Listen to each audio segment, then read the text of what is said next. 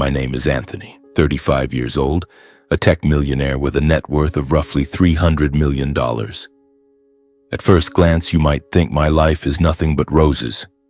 And yes, that's true. But you know, even roses have thorns. And the story I'm about to tell you is about those thorns, the ones that have etched themselves deep into my memory even to this day. When I was 9, my parents suddenly brought me to a tiny remote town in Oregon, dropping me off in front of my grandfather's old wooden house. I stood frozen on the porch, clutching the worn suitcase my mother had shoved into my hands that morning. The biting cold of the countryside seeped through every layer of my clothes, carrying with it the scent of dry grass and red earth from the distant fields. My parents rang the doorbell a few times, then turned and left as swiftly as if they were just passing through. Their truck rumbled down the dusty road, never once looking back. Their final words were brief. "We need time to settle our work." I believed them, but a small voice inside me whispered, "They're not coming back, are they?" A moment later, the creaky door swung open. My grandfather, Henry, stood there, tall and imposing, his rough yet warm hands pulling me into a tight embrace. "Come inside, kid," he said, his voice low and hoarse, yet strangely comforting. I quietly dragged my suitcase across the threshold, my heart heavy. The small house was steeped in the smell of time, laced with the bitter aroma of coffee and the faint scent of burning wood from the fireplace. He showed me to a small attic room where a thick woolen blanket draped an old bed and a window opened to a vast, desolate field.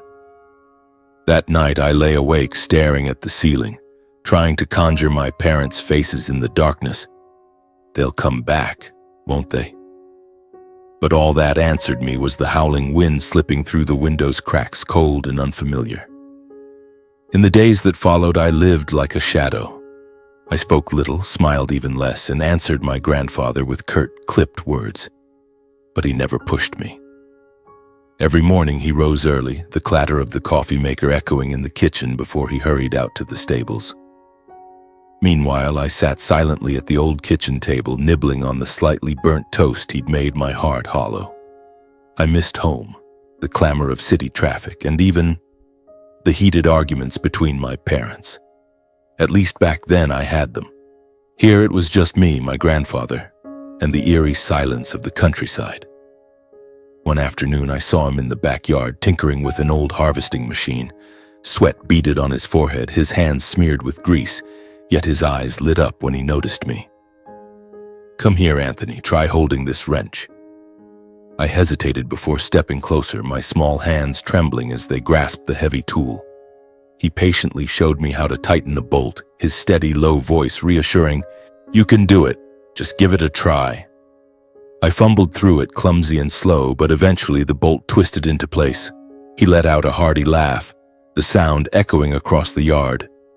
"Well done, you've got a knack for this." For the first time in what felt like forever, my heart felt a little lighter. But when night fell, the fear crept back. In my dreams, I saw my parents standing at the end of a dusty road looking back at me. I screamed, running toward them, but in a fleeting moment they vanished like thin smoke. I jolted awake, sweat soaking through my shirt.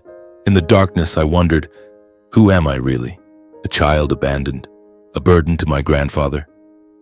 I wanted to ask him, to know if he truly wanted me here, but I couldn't. I was afraid of the answer. Afraid that even he was merely tolerating my presence. Time passed, and I gradually grew accustomed to the rhythm of life on the farm. My grandfather never mentioned my parents, but he always found ways to pull me out of my dark thoughts. Each day he gave me small tasks, feeding the horses, collecting eggs, or helping him fix the fence. "Work makes you stronger, Anthony," he said, his eyes stern yet warm. I didn't fully understand, but I did it because I wanted him to be proud of me. One day, he took me to the old shed behind the house. Inside, it was filled with machinery, tools, and dusty circuit boards. "This is where I used to create," he said, pointing to a corner of the workbench covered with wires and LED lights. He told me about his younger days when he was an engineer, building things others thought impossible. "You could do it too if you want." I looked at him, skeptical. I was just a 9-year-old kid. What did I know about engineering? But he didn't give up. He started teaching me simple things: how to connect wires, how to use a soldering iron, how to read circuit diagrams. I was clumsy, messing up countless times, but he never got angry. "If you make a mistake, you fix it, Anthony. No one's great from the start." His words were like a cool breeze, easing some of the pain inside me. I began to enjoy those afternoons in the shed where it was just me, him, and the smell of molten solder. One evening, he told me about my parents. Not much, just a few sentences. "They have their own paths, Anthony, but you're not them, you're you." I wanted to ask why they abandoned me, but I didn't dare. I was afraid the truth would shatter me. Instead, I nodded, clutching the flashlight he handed me, helping him complete a small circuit. When the LED lit up, I smiled, for the first time in months. He patted my shoulder. "See, you can do it." When I was 12, he enrolled me in a robotics club at the local high school. I was the youngest, dwarfed by older students. I was terrified of making a fool of myself, but he said, "Just try, Anthony. You're not less than anyone else." I brought home a pile of components and spent hours in the shed, assembling and programming. He sat nearby, never interfering, only nodding when I asked for his opinion. "You're doing great," he said, and I felt myself grow a little taller. At 14, I entered a statewide robotics competition. My robot, a tiny machine that could automatically pick up trash, was the culmination of my and my grandfather's efforts. The night before the competition, I couldn't sleep, trembling with anxiety. He sat with me at the kitchen table, making hot cocoa. "You've done your best. The result doesn't matter. What matters is you didn't give up." I looked at him, the man with silver hair and a kind smile, and I knew I couldn't let him down. On the day of the competition, I stood in the crowd, my heart pounding. When my robot passed every challenge and was announced as the champion, I could hardly believe it. I ran outside and called him. "I won!" I shouted into the phone. He laughed loudly, his voice hoarse with emotion. "I knew you could do it." That evening, he threw a small party at the farm. Just a few neighbors, a homemade cake, and music from an old radio. I sat on a wooden bench watching everyone laugh and talk, my heart filled with an unfamiliar warmth. I realized that even without my parents, I had a family. My grandfather, the farm, and the people who believed in me. But deep inside, I still wondered, why didn't my parents want me? That question lingered like an unhealed wound, waiting for the day I'd be brave enough to face it. In the years following my victory at the robotics competition, I felt a surge of newfound strength. I was no longer the shy boy who sat quietly in the corner of the classroom. At school, I became the Robot Kid, a nickname my friends gave me, half teasing, half admiring. I didn't mind. Every day after school, I raced back to the farm, diving into the shed where my grandfather and I worked on new projects. He taught me more complex programming, how to optimize designs, and how to face failure. "Every mistake is a lesson, Anthony," he said, holding a wrench, his eyes twinkling like a child's. I nodded, though sometimes I wanted to smash everything when a circuit burned out. At 16, I began to realize my grandfather wasn't just an ordinary farmer. The late-night phone calls he took, the short trips to the city he called business, and the way he deflected when I asked for details. All of it piqued my curiosity. Once I glimpsed a letter on the kitchen table addressed from a major tech company in Portland. I asked him about it, but he just smiled. "Just some old business, don't worry." I didn't press further, but I knew he was hiding something. Those days were a mix of joy and unease. I loved life on the farm, the mornings riding horses with him across the fields, the smell of wood smoke from the fireplace. But the question of my parents remained a thorn in my heart. I tried not to think about them, but every time I saw a family in town, parents driving their kids to school, laughing together, my chest felt hollow. I wondered where they were, what they were doing, and why they'd never called or written. My grandfather seemed to sense that pain. He never forced me to talk, but he always kept me busy. as if he knew work was the best medicine. At 17, I took on a bigger project, building a robotic arm to assist people with disabilities. It was his idea. "Make something that helps, Anthony," he said one afternoon as we sat on the porch watching a fiery sunset. "Your talent is meant to change lives." I spent nearly a year on the project, skipping hangouts with friends. He supported me every step of the way, from finding research materials to connecting with an engineer in Portland for advice. When the robotic arm was complete, it wasn't just a machine, it was proof of what we'd built together. That project took me to a national science fair in Seattle. For the first time, I left Oregon standing among hundreds of competitors from across the country, feeling smaller than ever. But as I presented, watching the robotic arm move smoothly, I saw my grandfather's proud gaze from the stands.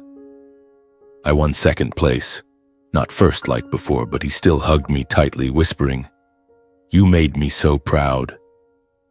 On the drive home, I fell asleep in the car, my head resting on his shoulder, feeling safer than ever. Then came my 18th birthday. It was a dreary, rainy day, gray and cold. I woke up early hearing him clattering in the kitchen. The smell of freshly baked cookies wafted through the air, mingling with the sound of an old song on the radio. I smiled, knowing he was planning a surprise, as he did every year. But that day felt different. He called me downstairs, his voice more serious than usual. "Anthony, sit with me." I sat across from him at the kitchen table, a plate of cookies and a small wooden box before me. He slid the box toward me, his eyes deep and piercing. "Open it." I hesitated, my heart racing for no clear reason. Inside was a simple yet finely crafted silver ring, the inner band engraved with the word "Legacy." I looked at him, confused. "What is it?" He took a deep breath, as if preparing to say something momentous. "This ring was mine, and now it's yours. It's not just a gift, it's a reminder. Live with purpose and leave a legacy to be proud of." His voice was low but powerful, sending a shiver through me. I slipped the ring onto my finger, feeling its weight not just on my hand but in my heart. I wanted to ask more, but he changed the subject, urging me to eat the cookies before they cooled. Breakfast passed with laughter and familiar stories, but I couldn't stop looking at the ring. It felt like it held a secret, a promise I didn't yet understand. That evening, as we sat by the fireplace, I mustered all my courage. "Grandpa," I said, my voice trembling, "why did my parents abandon me? Why did they leave me with you?" The question, buried in my heart for 9 years, burst out like a dam breaking. I feared he'd dodge it, but he looked straight at me, his eyes sad yet resolute. "Anthony," he began, "your parents. They weren't bad people, but they were blinded by greed." He spoke slowly, as if tearing open old wounds. "When I was young, my parents tried to seize his wealth by forging documents while he was abroad on business. They thought he wouldn't notice, but he did. He confronted them, declaring he'd leave his entire fortune to charity, not a cent to his children. Furious and defeated, my parents left. And they left me behind, thinking only of themselves. I sat there, stunned. I thought I'd cry, but I didn't. Instead, I felt a smoldering anger mixed with pain. "Why didn't you tell me sooner?" I asked, my voice choking. "Because I wanted you to grow up with hope, not resentment," he replied. "But now you're old enough to know the truth, and you're old enough to decide." He placed a hand on my shoulder, his voice firm. "My wealth, all of it, is yours now. Not because I want it, but because you've earned it." I stared at him, incredulous. Wealth? I'd never thought about money. To me, he was just a simple farmer living in an old wooden house, but he shook his head when I tried to ask more. "Don't worry about it now, just live well, Anthony, that's what I want." That night, I lay in bed, staring at the ring glinting under the lamplight. It wasn't just a gift.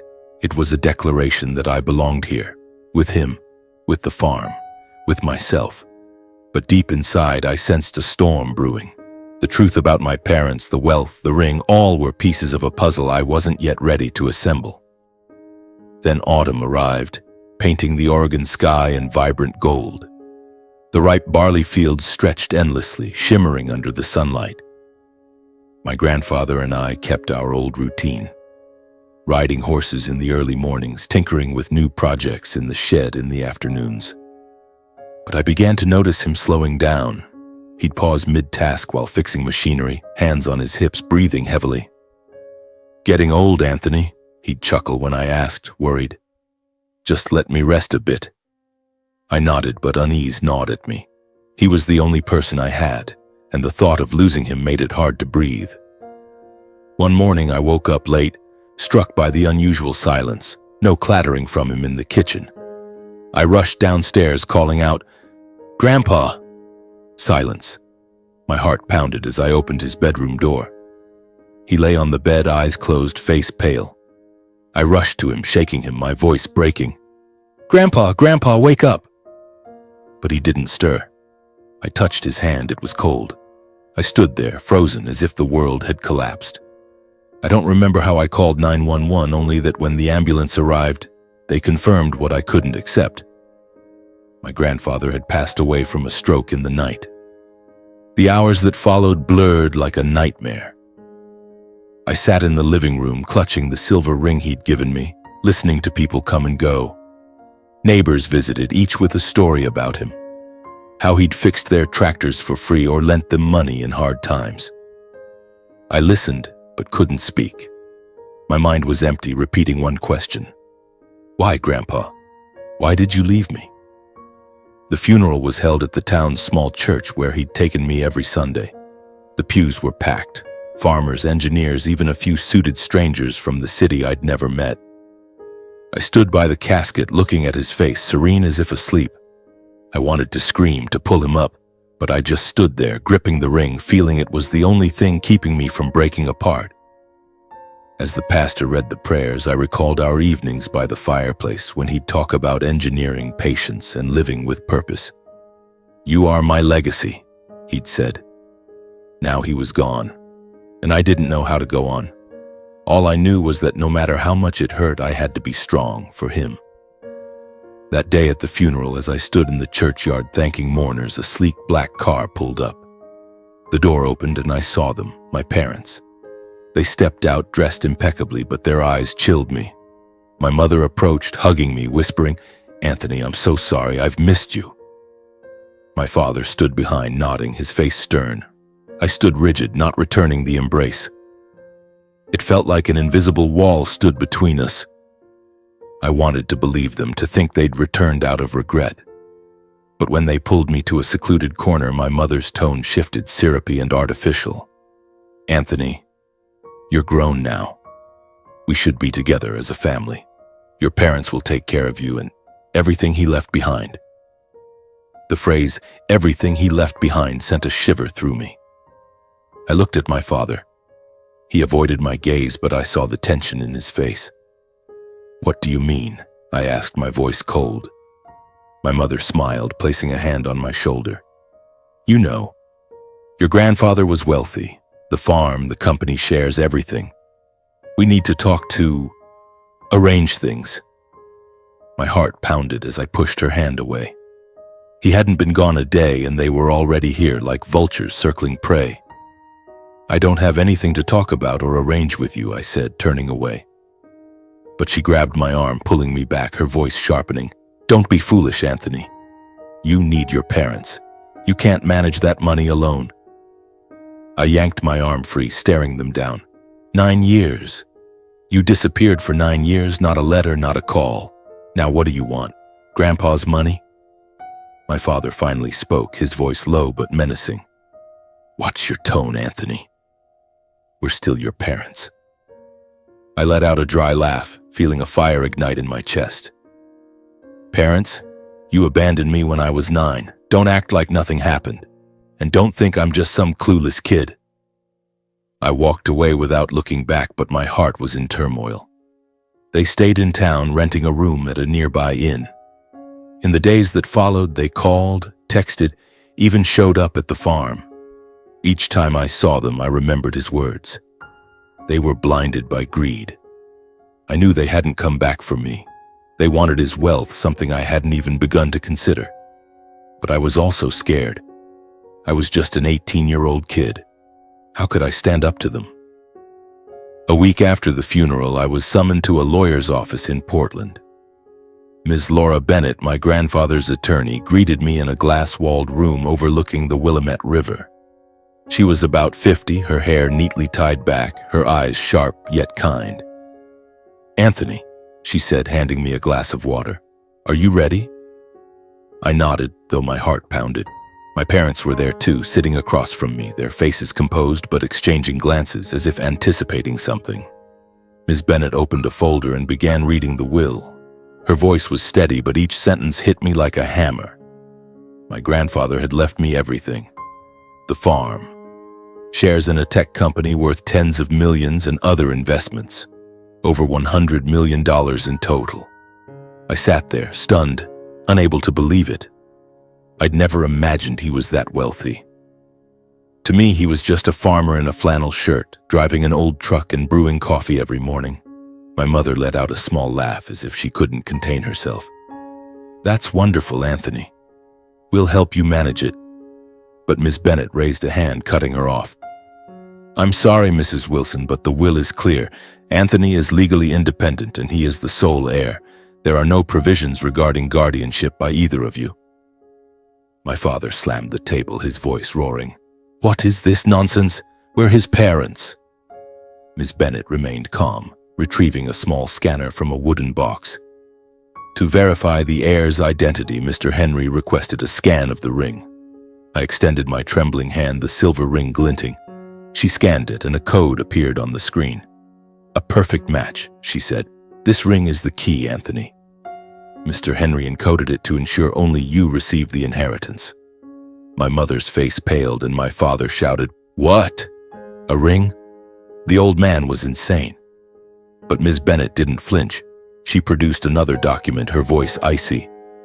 "Furthermore, you relinquished guardianship of Anthony 10 years ago when you signed this. The law does not recognize any claims from either of you." The room felt like it had frozen over. I looked at my parents, seeing anger and panic in their eyes. My mother tried to say something, but she only stammered. My father stood, pointing at me. "You'll regret this, Anthony. You don't know what you're doing." I didn't respond, just gripped the ring, feeling its weight. It wasn't just a gift, it was a shield my grandfather had left to protect me from the very people who'd abandoned me. As they stormed out, Ms. Bennett placed a hand on my shoulder. "Are you okay, Anthony?" I nodded, but my heart was a tangled mess. I'd just been handed a fortune, but all I wanted was my grandfather back. I looked out the window, watching my parents' figures fade into the rain. They wouldn't stop, I knew. But I also knew, thanks to him, I had the strength to face them. The rain still fell in a gray drizzle over Portland as I left the lawyer's office. The silver ring on my finger felt heavy, as if carrying the entire world my grandfather had left behind. I drove his old truck back to the farm, my mind a whirlwind. $100 million. The number echoed in my head, not as joy but as pressure. I'd never thought about money. To me, he was just the man who taught me to fix machines, ride horses, and live decently. Now I stood before a fortune my parents would do anything to seize. They didn't take long to act. 2 days later, while I was checking the fence in the western field, a black car parked at the farm's gate. My father stepped out, dressed in a suit, though his shoes were caked with mud from the dirt path.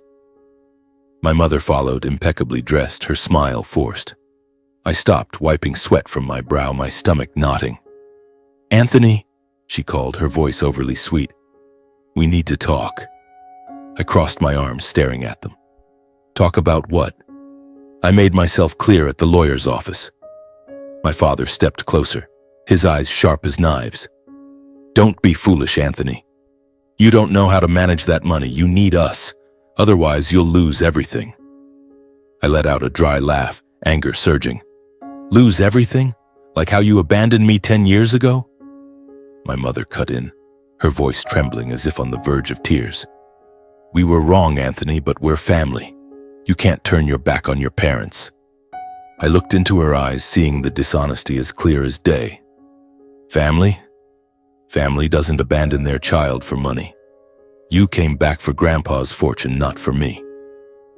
The air was taut as a bowstring. My father clenched his fists, his voice dropping to a threatening growl. Watch yourself, Anthony. We could go to the press. Tell them you stole your grandfather's wealth and pushed your parents out. Do you want this whole town to turn against you? I froze, my heart pounding. The thought of their lies spreading everywhere chilled me.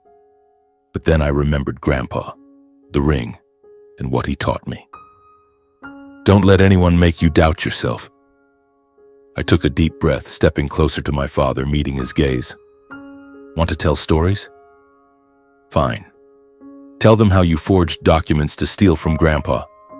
Tell them how you abandoned me at 9, not a single call in 10 years. Go ahead, try it. I'll tell the truth. I pointed to the road. Now get out of here before I call the police. My mother paled and my father stepped back as if stunned that I'd stand up to him. They got in the car, but before closing the door, my father turned, his voice icy. This isn't over, Anthony. Their car sped off, leaving me standing in the field, my heart still racing. I gripped the ring, feeling the word legacy etched into my skin. I knew they wouldn't stop, but this time, I wasn't afraid. The following week, I was called to the headquarters of my grandfather's tech company in Portland. A sleek glass building, a stark contrast to his humble farm. Ms. Laura Bennett, his lawyer, accompanied me.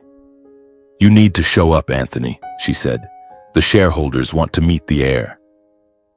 I wore the only new shirt I had, feeling out of place among men in suits and women in high heels. But as I entered the boardroom, I saw curious, even skeptical eyes from those seated around the table. Ms. Bennett introduced me, her voice firm. This is Anthony Wilson, the sole heir to Mr. Henry Wilson's shares. An older man, introducing himself as the CEO, spoke up. No offense, young Anthony, but you're young. What are your plans for this company? I took a deep breath, recalling the nights Grandpa taught me about engineering and responsibility.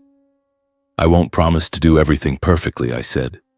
But I learned from my grandfather I'll keep this company true to his vision, innovation, and helping people. The meeting dragged on, and I sensed a shift in their eyes, from doubt to curiosity, then gradual acceptance. But as I left the boardroom, an employee rushed after me, whispering, Mr. Anthony, someone's waiting for you in the lobby. They say they're your parents. My heart sank. I knew they wouldn't give up easily. I stepped into the lobby and saw my parents standing there beside a stranger in a gray suit. My father approached, his voice calm but calculating. Anthony, this is Mr. Carter, our lawyer. We found a way to prove your grandfather's will is invalid. Unless you share the fortune, we'll take this to court. The man, Mr. Carter, handed me a stack of documents, his eyes cold. You should consider this, Mr. Wilson. A lawsuit could drag on for years and you'll lose a lot. I looked at them, feeling cornered. But then I remembered Grandpa, how he taught me to fix a broken circuit. One step at a time, Anthony, don't panic. I met Mr. Carter's gaze. If you think the will is invalid, take it to court. But I have the ring, Grandpa's signature, and the truth. These two, I pointed at my parents, abandoned me long ago. They have no rights here. My mother shouted, Anthony, how dare you? But I didn't stop. I turned to my father, my voice calm but sharp. You want to fight me? Fine. But if you go public, I'll tell everything about the forged documents, about abandoning me. The world will know who you are. I stepped forward, pointing to the door. Get out and don't come back. They stood there, stunned. Mr. Carter muttered something, but my father raised a hand to silence him.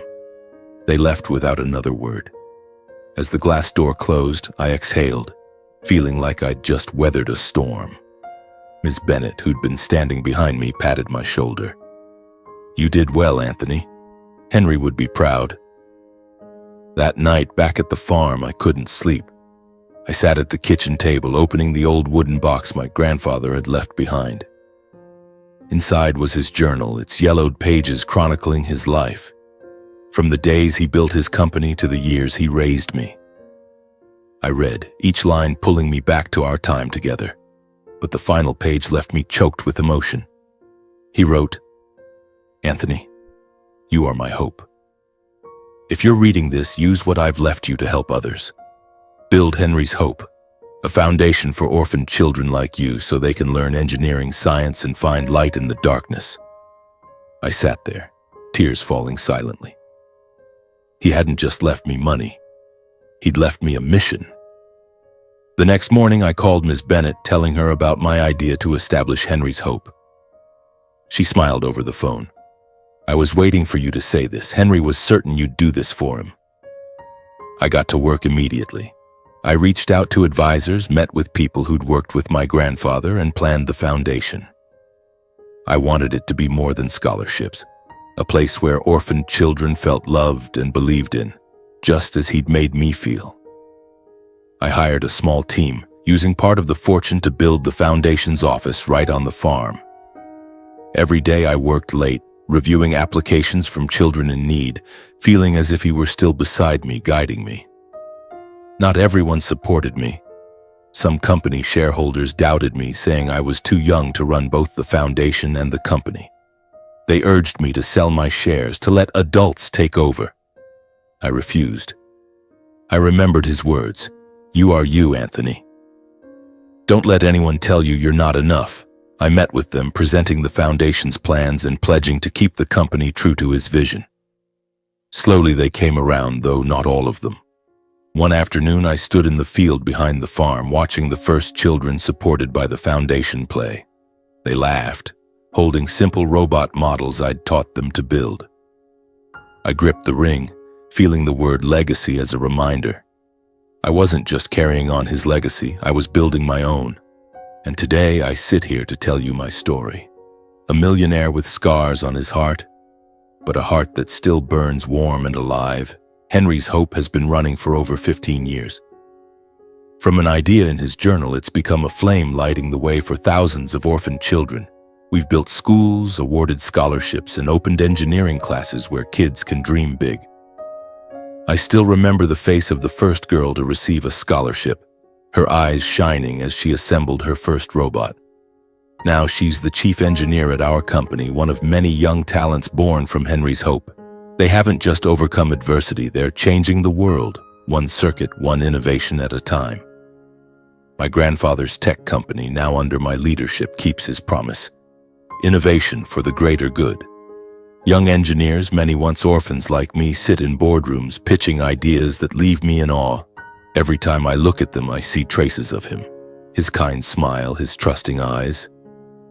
I still drive his old truck, still live simply at the farm, though I could buy anything. But to me, wealth isn't money. It's the children finding their light, the legacy he and I built together. I run my fingers over the silver ring, the word legacy still sharp after all these years. It reminds me that no matter how painful the past, I chose to rise, to love, to carry on. And in the not-so-distant future, I'll pass this ring to my son when he's ready. Thank you for listening, and may you live a life full of energy.